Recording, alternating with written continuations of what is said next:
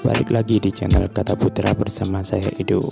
Gimana kabar kalian? Aku harap sehat-sehat semua ya di masa pandemi ini.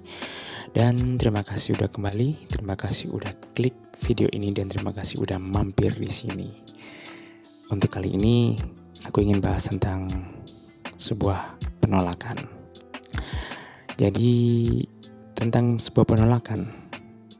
Pasti pernah di suatu saat ada masa di mana kita benar-benar membutuhkan atau mengharapkan. Bisa jadi kerjaan atau bisa jadi juga pasangan. Begitu sangat mengharapkannya hingga sampai tiap hari berusaha untuk meraihnya.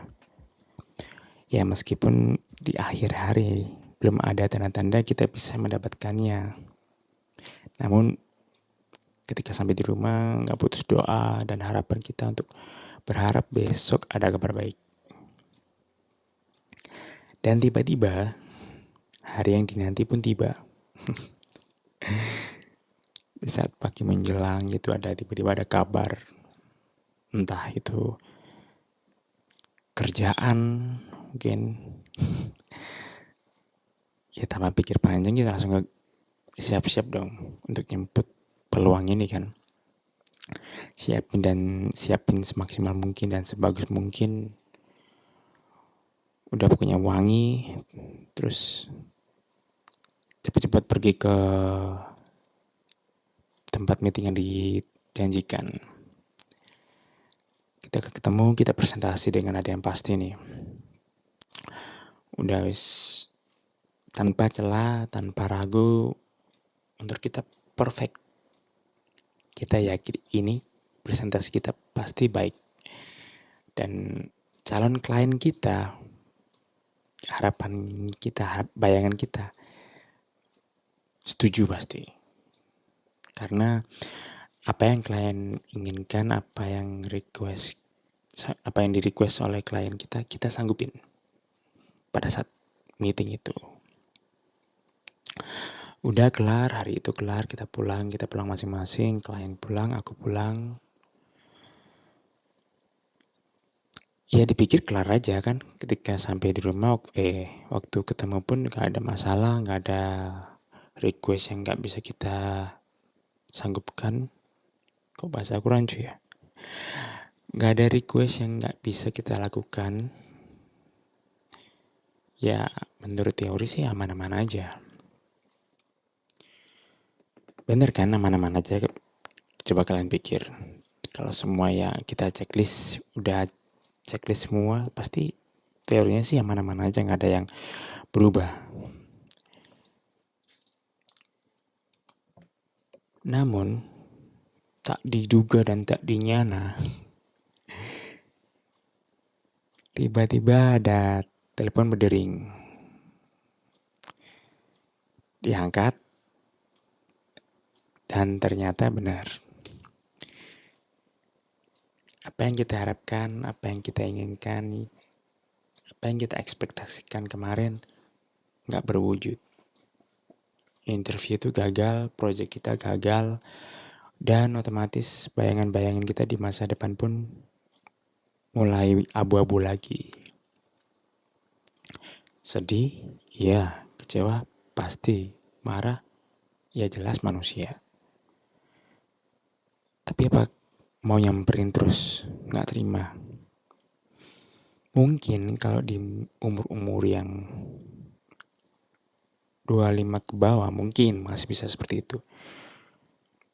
Namun di usia kita yang udah mulai matang, apa etis seperti itu? Hal yang mungkin, hal yang logik yang bisa kita lakukan ialah terima kekalahan, terima keputusan tolakan ini. Walaupun kita juga harus menerima diri kita sebagian marah, kecewa, ada dorongan untuk berontak, ada dorongan untuk protes. Namun, kita tidak bisa selalu mengakomodasi nafsu dari dalam diri kita.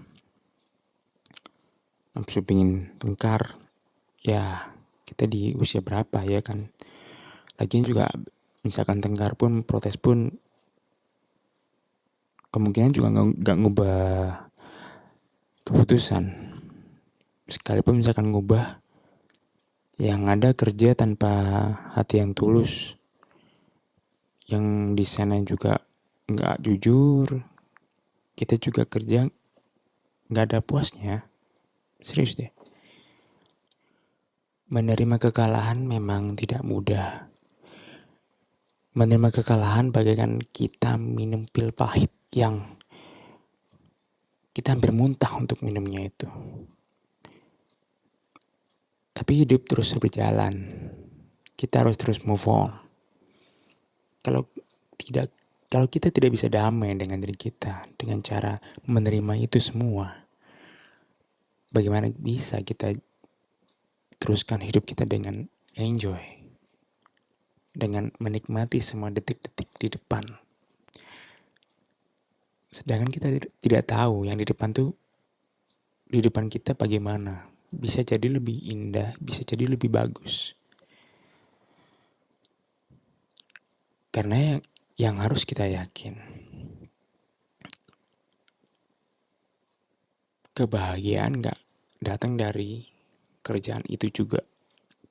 Pintu rezeki juga gak datang dari itu aja. Pintu rezeki itu banyak. Tinggal kita mau buka satu persatu gak? Tinggal kita mau coba satu persatu gak? Kalau satu gagal, masih ada beberapa pintu yang bisa kita coba lagi. So, jangan berhenti di satu titik aja. Lihat kanan kiri, lihat peluang kanan kiri. Sedikit mengutip kata-kata dari Payung Teduh di lagu Di Atas Meja. Ada lirik atau kalimat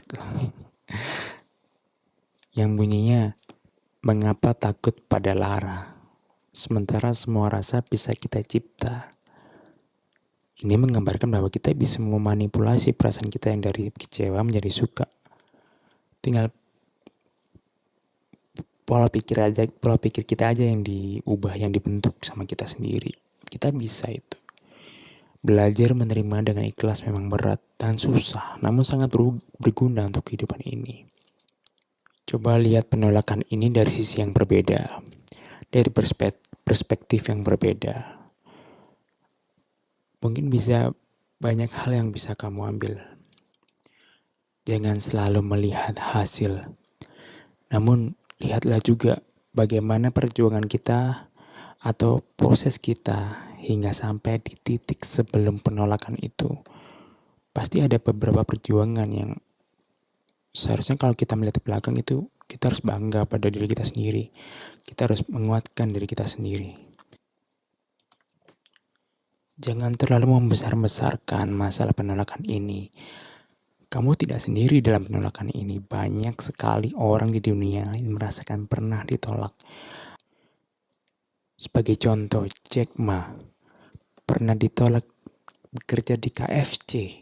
Dari 24 orang yang melamar, hanya diterima 23. Jack Ma aja gak diterima. Lalu Michael Jordan pernah dikatakan oleh pelatihnya sendiri bahwa terlalu pendek untuk jadi pemain basket NBA saat itu. Namun lihat mereka saat ini, sukses kan? Kadang bukan kita yang ditolak, tapi mungkin saja situasi waktu itu belum cukup untuk kita, belum pas untuk kita. Jadi embrace yourself. Ini bukan akhir dari dunia, ini cuma sebentar aja. Ke depan mungkin lebih baik. Tergantung kita menyikapinya. Kalau kita menyikapi dengan baik, ke depan pasti lebih baik. Kita menyikapi dengan buruk, ke depan jauh lebih buruk. Jangan biarkan diri kita dikuasai oleh amarah. Kadang logika dan naluri harus seimbang. Segini aja dulu tentang materi penolakan. Aku harap kalian banyak mengambil hikmah dari postingan ini. Dapat banyak sekali inspirasi atau contoh-contoh dari postingan ini. Like jika kamu suka postingan ini. Komennya pun aku tunggu. Dan juga subscribe-nya pun aku tunggu. Oke, thank you. Itu pamit and see ya.